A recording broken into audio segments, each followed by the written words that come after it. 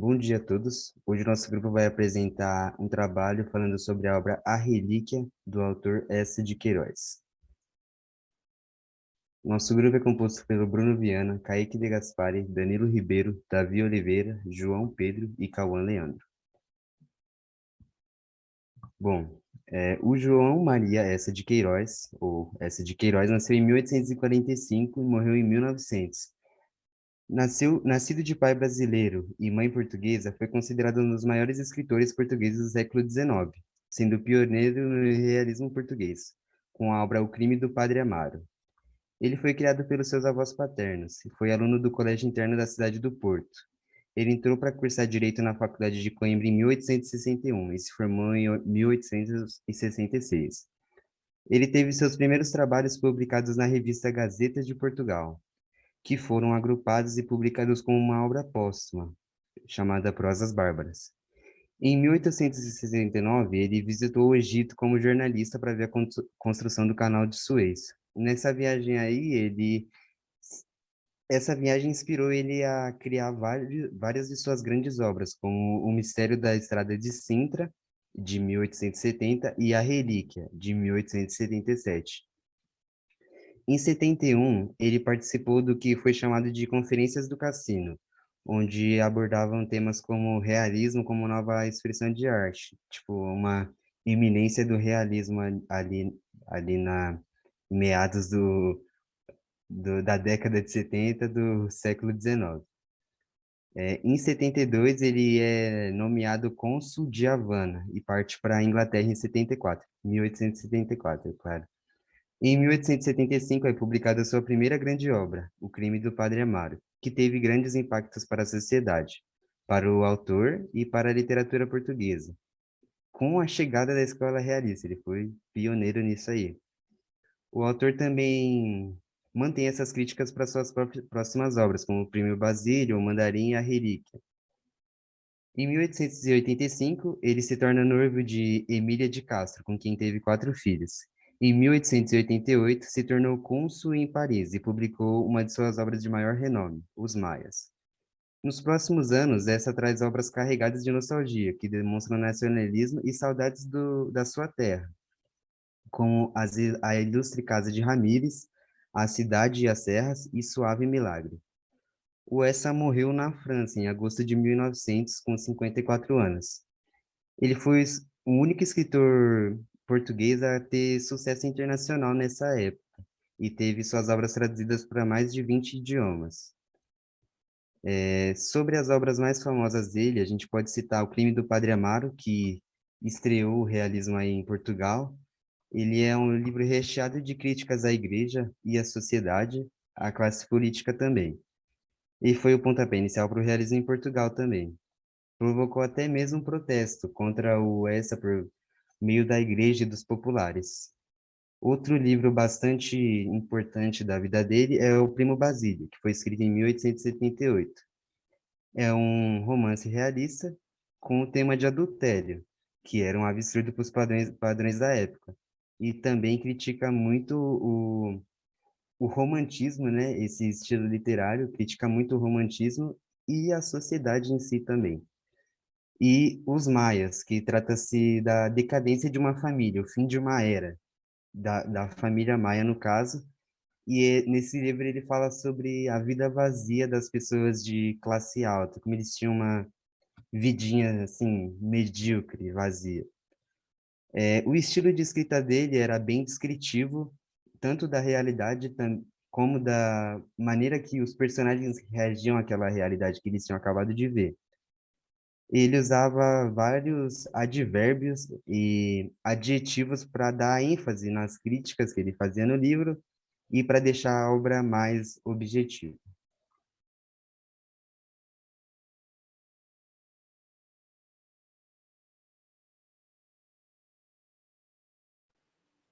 Bom, como a obra pertence ao realismo, eu vou citar algumas características dela. Tem como a valorização da objetividade e dos fatos, impessoalidade, apagamento das ideias do autor, descrições de tipos sociais ou situações típicas, fim das idealizações, né, retratos de adultério, miséria e fracasso social, prevalência das formas do romance e do conto, frequentes críticas às hipocrisias da moralidade da nova classe dominante, a burguesia, aceitação da realidade tal como ela é, em oposição aos anseios de liberdade dos românticos, o esteticismo, uma linguagem culta e estilizada, escrita com proporção e elegância, tentativa de explicar o real, recorrendo muitas vezes à ciência ou ao determinismo, e a abordagem psicológica dos personagens como composição da realidade que vem. Contexto histórico. A relíquia foi escrita durante o Renascentismo. Isso pode ser visto com muita clareza no formato da narração e da escrita na obra. Vou falar um pouco do contexto histórico no mundo.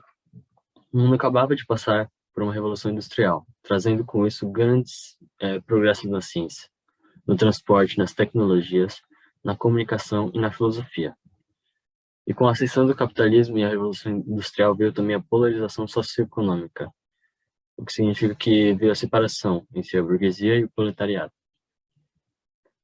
As cidades estavam ficando cada vez maiores por conta da industrialização, e na política estavam surgindo pensamentos liberais.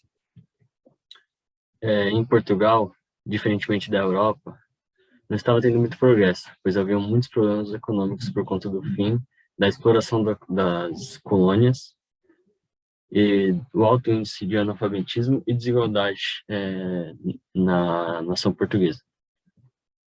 Já na literatura, por exemplo, havia ainda muitos ideais românticos, demonstrando um certo atraso em relação à Europa como um todo. Inclusive, Eça de Queiroz foi um dos primeiros realistas da literatura portuguesa. Eu vou falar um pouco agora sobre o resumo da obra. Teodorico Raposo é um jovem bacharel que, órfão, vive sob as custódias de sua tia, Maria do Patrocínio, que é muito religiosa e acaba controlando a fortuna que ele espera herdar em breve. Raposo, então, finge grande religiosidade também, já com interesse de herdar esse dinheiro, e sua tia, preocupada com sua saúde, envia como representante na missão de percorrer a Terra Santa. No caminho, ele encontra um arqueólogo alemão que, com ele, vai junto para a Palestina. No caminho, ele encontra uma mulher que acaba sendo o centro do livro. Ao chegar em Jerusalém, ele tem a missão de pegar uma relíquia e levar a sua tia. Esse ponto é o ponto principal do livro.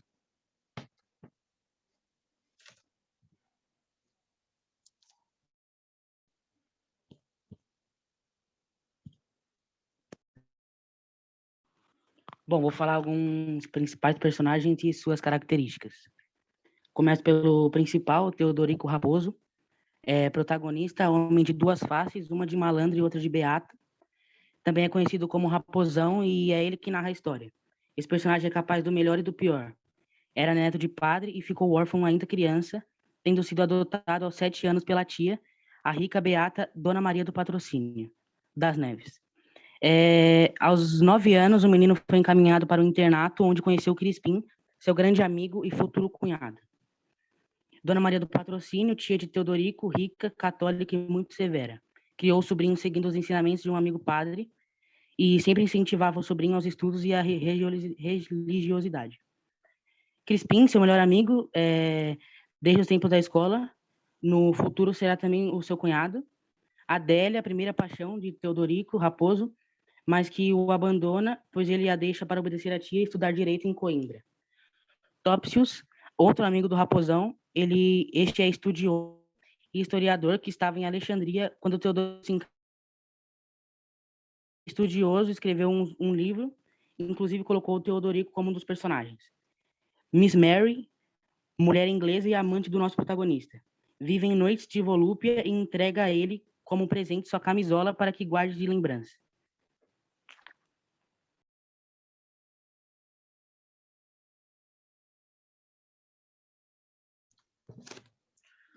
O livro é um romance realista dividido em introdução, prólogo e mais 5 capítulos.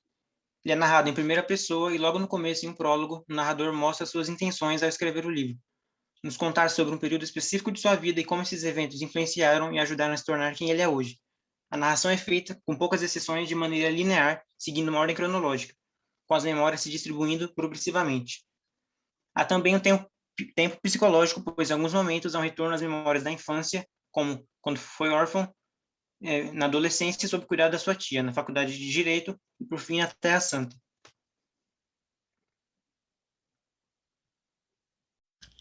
Bom dia. Hoje eu vou falar sobre o impacto da obra para a literatura. O primeiro aspecto que eu quero abordar sobre essa questão da importância é sobre as críticas sociais e religiosas que é apresentado na obra. A obra Relíquia é uma obra neopicaresca cheia de críticas sociais como corrupção, manipulação de boa-fé dos indivíduos, a desfaçatez do homem capitalista do século XIX, que não valoriza nada mais além do seu dinheiro e dos seus prestígios sociais. Também aborda críticas à Igreja Católica, que foi protagonizada pelo personagem Teodoro Raposo. E essa obra causou até escândalos na sociedade puritana por abordar temas como adultério nessa obra. Ela ilustra profundamente a cultura portuguesa do século XIX e as suas máscaras sociais frequentes, através da representação dos seus personagens. O segundo aspecto é referente aos seus detalhes. Essa obra ela é rica em detalhes e, promovendo um estilo realista, ela é bem-humorada. Ela narra as condições das adaptações humanas, seus interesses de posse e suas ilusões sociais através da sua negociação íntima. Ela também satiriza bastante a Igreja Católica, revelando aí a hipocrisia que acontecia nas relações pessoais e espirituais da época. Também revela profundas influências francesas na cultura portuguesa do século XIX. Agora eu vou abordar sobre os principais pontos da importância. Primeiro, é uma obra satírica em tom humorista que aborda críticas, né, sobre a cultura portuguesa. Depois, sobre o declínio romancista,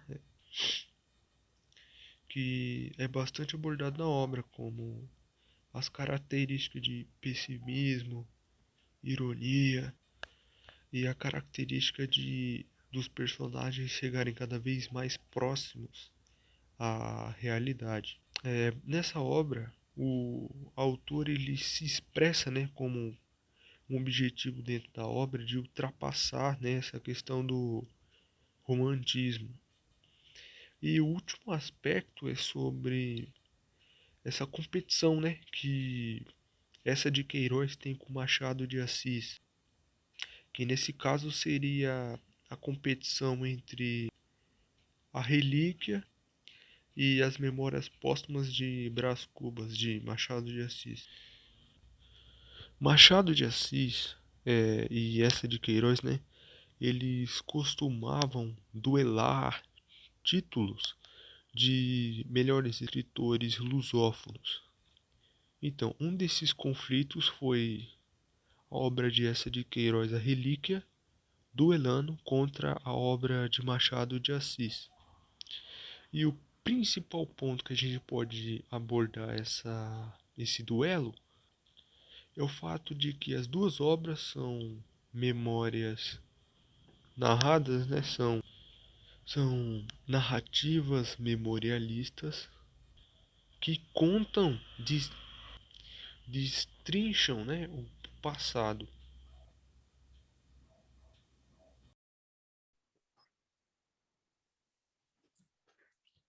Eu vou falar sobre questões que caíram no vestibular sobre a obra. Primeiramente, a FUVEST, de 2019. Eu vou falar aqui a questão.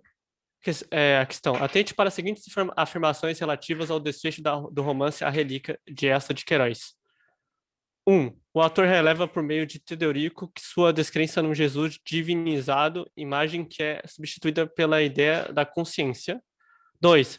Ao ser sincero com o Crispim, Teodorico conquista a vida de burguês que sempre almejou. E 3, Teodorico dá ouvidos à mensagem de Cristo e arrepende-se da sua hipocrisia beata e abraça a fé católica. Aí tem 5 opções aqui. A, apenas a 1 está certa. B, a 2 está certa. C, a 1 e a 2 está certa. E a D, 2 e 3 está certa. E E, 1 e 3 está certa. A que está certa aqui é a C. Agora eu vou para a próxima aqui. Será o FMT, de 2008. Sobre a nudez forte da verdade, o manto diafano da fantasia, epigrafe do romance A Relíquia de Eça de Queiroz, é explícita uma crítica à hipocrisia religiosa e o falseamento dos princípios do cristianismo, percebidos por Teodorico Raposo na peregrinação que empreende até a Terra Santa. A hipocrisia religiosa começou da venda de relíquias, sobretudo a coroa de espinho de Cristo, que o Teodorico Raposo encontra na Terra Santa e com que presenteia sua tia, Beata. C, aos preconceituosos religiosos, através do pressuposto do naturalismo, exposto pelos sábios Topícios, a personagem principal, o Teodorico Raposo. D, os princípios estéticos do romantismo que valorizam a ideia da fuga da realidade e levam o homem à alienação. E E, a hipocrisia religiosa presente na sociedade oitocentista portuguesa, por meio de incursão pelo mundo dos sonhos, que simbolicamente acontece durante a peregrinação de Teodorico Raposo pela Terra Santa. Nessa aqui, a certa é aí. E agora eu vou para da Mackenzie, que foi de 2012. Assinale a alternativa correta sobre essa de Queiroz.